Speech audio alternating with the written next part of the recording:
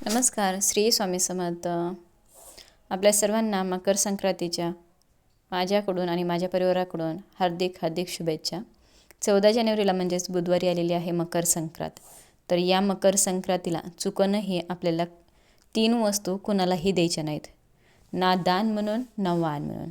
जर तुम्ही ह्या कोणाला वस्तू दिल्या तर माता लक्ष्मी नाराज होऊन घर सोडून जाईल, घरात गरिबी दरिद्रता येऊ लागेल. आपल्या घरात असणारी माता लक्ष्मीची जागा ही अलक्ष्मी घेईल आणि 99% लोकांना ही गोष्ट अजूनही माहीत नाही. आणि म्हणूनच आज मी या व्हिडिओमध्ये तुम्हाला मकर संक्रांतीच्या दिवशी अशा कोणत्या वस्तू आहेत ज्या आपल्याला चुकूनही या दिवशी कोणाला द्यायच्या नाहीत. अगदी तुमचं सक्का भाऊ असला तरीही तुम्हाला या ज्या मी वस्तू सांगणार आहे त्या कुणालाही द्यायच्या नाहीत. तर अशा कोणत्या वस्तू आहेत याबद्दलची संपूर्ण माहिती आजच्या व्हिडिओमध्ये मी तुम्हाला सांगणार आहे. त्यामुळे व्हिडिओ कुठेही स्किप न करता शेवटपर्यंत नक्की बघा. आणि चॅनलवरती नवीन असाल तर चॅनलला लगेच सबस्क्राईब करा. कमेंटमध्ये श्री स्वामी समर्थ लिहायला विसरू नका. मकर संक्रांतीला केलेले दान हे लक्षपटीने पुण्यकारक, धनकारक आणि सौभाग्यकारक मानलं जातं. म्हणून आपण मकर संक्रांतीला आपल्या पद्धतीने जे काही दान होईल तर ते दान करत असतो. कारण या दानाचं खूप जास्त मोठं धार्मिक महत्त्व असतं. तर हे दान आपण केले तर वाईट काळामध्ये या दानाचं पुण्य हे आपल्याला मिळत असतं.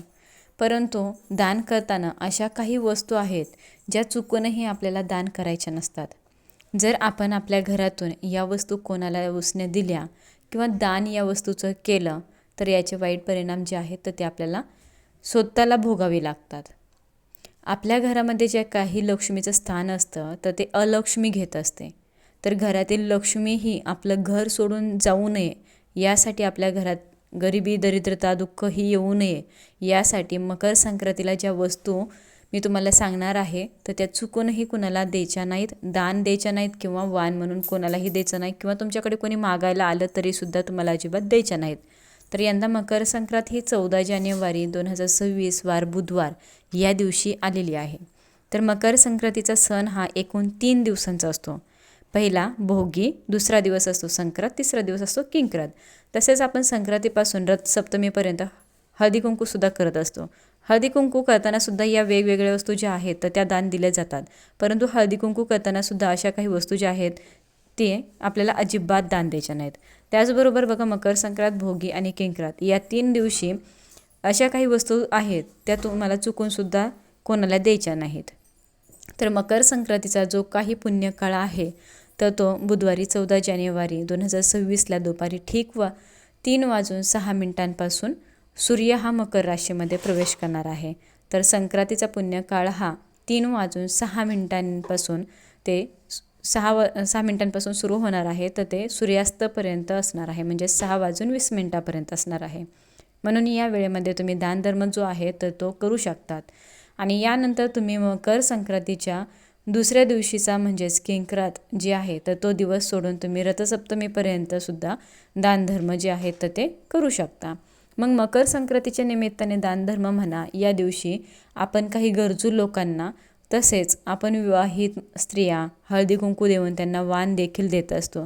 पण हे सगळं करत असताना आपल्याला अशा काही वस्तू आहेत ज्या द्यायच्या नाहीत याची काळजी घ्यायची आहे.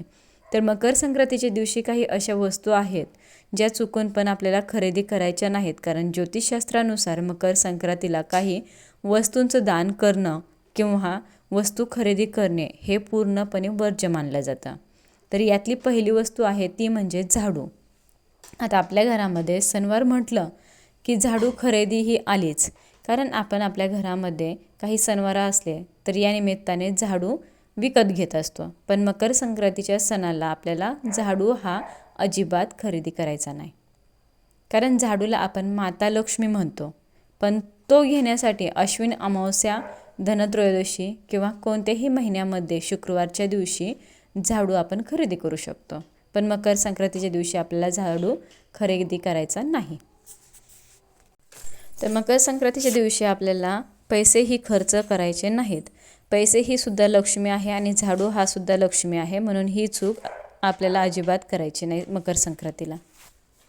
बरेच जण मकर संक्रांतीला दान करत असतात. संक्रांतीच्या दिवशी मंदिरामध्ये दान करत असतात, कारण मंदिरामध्ये झाडू दान केल्याचं पुण्य हे खूप अधिक पटीने मिळत असतं. म्हणून बरेच जण या दिवशी झाडू खरेदी करून मंदिरामध्ये दान करत असतात. तर तुम्हाला ही चूकसुद्धा करायची नाही. तुम्हाला झाडू हा दान म्हणून पण द्यायचा नाही आणि खरेदी पण करायचा नाही. बघा, मकर संक्रांतीच्या दिवशी शनिदेवाला देखील समर्पित आहे मकर संक्रांत, आणि शनीची साडेसाती जावी म्हणून या दिवशी अनेक जण तेलाचं दान करत असतात. पण शनिदेव हे सूर्यपुत्र आहेत, पण या पिता आणि पुत्राचं एकमेकांशी कधीच विशेष असं काही पटत नाही. आणि मकर संक्रांतीचा दिवस हा सूर्य उपासनेचा सण आहे. त्यामुळे मकर संक्रांतीच्या दिवशी चुकूनही तुम्ही तेलाचं दान जे आहे तर ते अजिबात करायचं नाही. मग ते मंदिरामध्ये असो किंवा गोरगरिबांना असो, या दिवशी तेल कोणालाही द्यायचं नाही. तसेच दानसुद्धा करायचं नाही. अगदी तुमच्या शेजारची एखादी जवळची व्यक्ती आली तुमच्याकडे तेल मागायला, तरीही तिला तेल हे द्यायचं नाही. तसेच आपण मकर संक्रांतीपासून रथसप्तमीपर्यंत घरामध्ये हळदी कुंकवाचा कार्यक्रमसुद्धा करत असतो. आणि बऱ्याच महिला हळदी कुंकू हे मकर संक्रांतीच्या दिवशी संध्याकाळी करत असतात. परंतु जर तुम्ही मकर संक्रांतीला हळदी कुंकू करणार असेल तर हळदी कुंकवाच्या वाणामध्ये तुम्हाला चुकूनही एखादं खाद्यतेल असेल किंवा डोक्याचं लावायचं तेल असेल, हेअर ऑइल असेल किंवा एखादा सुगंधित ऑइल असेल तर ते तुम्हाला चुकूनही वाणामध्ये द्यायचं नाही. कारण या दिवशी आपण घरामध्ये हळदी कुंकू करत असतो तेव्हा येणाऱ्या महिला या लक्ष्मी स्वरूपात असतात. म्हणून या दिवशी जर आपण तेलाचं दान केलं किंवा तेलाचा एखादा वाण दिला तर त्याचे वाईट परिणाम जे आहेत ते आपल्याला भोगावे लागतात. ज्यावेळेस आपण हळदी कुंकू करत असतो त्यावेळेस भेटवस्तू म्हणून आपण सेफ्टी पिन देतं, टोकदार, धारदार अशा वस्तू दान म्हणून द्यायच्या नाहीत. टोकदार, धारदार किंवा लोखंडाच्या वस्तू ज्या आहेत तर त्या तुम्ही अजिबात दान करायच्या नाहीत. त्याचबरोबर बऱ्याच महिला प्लास्टिकच्या वस्तू ज्या आहेत त्यासुद्धा दान करत असतात. वाण म्हणून आणतात, त्या दान करतात. 10-5 रुपयांचे प्लास्टिकचे वाण असतात आणि तुम्ही तेच वाण म्हणून देत असतात. परंतु बघा, प्लास्टिकचे दान करणे हे नकारात्मक ऊर्जा आणत असते. यामुळे आपल्या घरात नकारात्मकताही येत असते आणि याचे वाईट परिणाम हे आपल्याला सुद्धा भोगावे लागत असतात. म्हणून तुम्ही हळदी कुंकू करताना चुकूनही प्लास्टिकच्या वस्तू ज्या आहेत तर त्या तुम्ही वाण म्हणून अजिबात देऊ नका. बघा, आपण दान करत असताना आपल्या घरातले वापरलेल्या वस्तू आपल्याला जर नंतर वापरायच्या नसतील तर ते देताना आपण लोकांना दान म्हणून देतो. तर अशीही चूक करू नका, कारण की आपण ते आपल्या घरामध्ये पडीक वस्तू आहे आणि म्हणून ते आपण दरिद्रता येते म्हणून आपण फेकून देतो, तर ते कोणाला तसं दान करणं हे पण चुकीचं आहे. तर बघा, मकर संक्रांतीला तिळाचं दान करा. तिळाचं दान करायचं. संक्रांतीच्या दिवशी शनी महाराजांचं घर जळून खाक झालं होतं आणि त्या घरामध्ये फक्त काळे तीळ शिल्लक होते. आणि याच दिवशी सूर्यदेव हे शनी महाराजांच्या घरी येणार होते आणि याच दिवशी येऊन ते तिथे वास्तव्य करणार होते. आणि घर जळाल्यामुळे घरामध्ये फक्त काळे तीळ शिल्लक होते.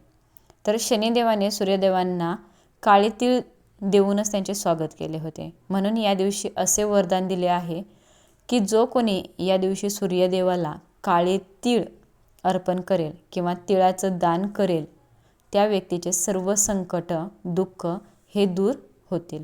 म्हणून तुम्हाला या दिवशी काळ्या तिळाचं दान नक्कीच करायचं आहे. यासोबतच जानेवारी महिन्यामध्ये भरपूर थंडी असते, म्हणून तुम्ही गरीब व्यक्तींना, गरजू व्यक्तींना ब्लँकेट, नवीन कपडे हे सुद्धा दान करू शकता.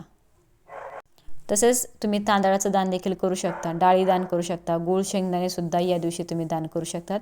अतिशय शुभ मानलं गेलं आहे. या दिवशी तुमच्या घरी एखादी गरजू व्यक्ती आली किंवा एखादा ब्राह्मण आला तर त्याला रिकाम्या हाताने तुम्ही पाठवू नका. काहीतरी दान तुम्हाला या दिवशी नक्की करायचं आहे.